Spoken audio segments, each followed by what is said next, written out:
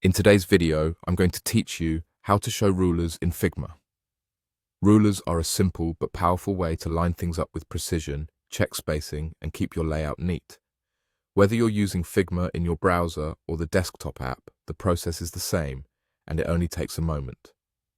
First, open the Figma website in your preferred browser or launch the desktop app if that's what you use.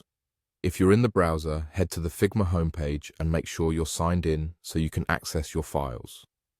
Once you're in, open the design file where you want to work. You can choose it from your recent files or navigate to the project and select the exact file and page you want to edit. Give the canvas a second to load so everything renders clearly.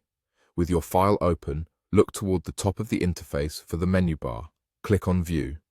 This menu controls a lot of what you see on the canvas, including rulers. In the View menu, find the option labeled Rulers and click it.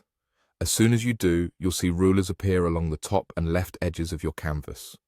These are visual guides that show measurements, usually in pixels, and they help you align elements consistently across your design. If you prefer using shortcuts, you can toggle rulers on and off by pressing Shift+R on your keyboard. This is a quick way to switch them without digging through the menu. If the shortcut doesn't seem to work right away, click once on the canvas to make sure it's active, then try Shift+R again. The same shortcut will hide the rulers when you no longer need them. A few quick tips to make the most of this feature. Rulers are purely visual and won't change your design, but they give you immediate feedback on positioning as you move or resize objects. They're especially helpful when you're aligning components, checking consistent spacing, or preparing assets for handoff. If your file uses different measurement units, the rulers will reflect that automatically based on your file's settings. That's all there is to it. Open Figma, open your design, go to View, click Rulers, or simply use Shift+R to toggle them.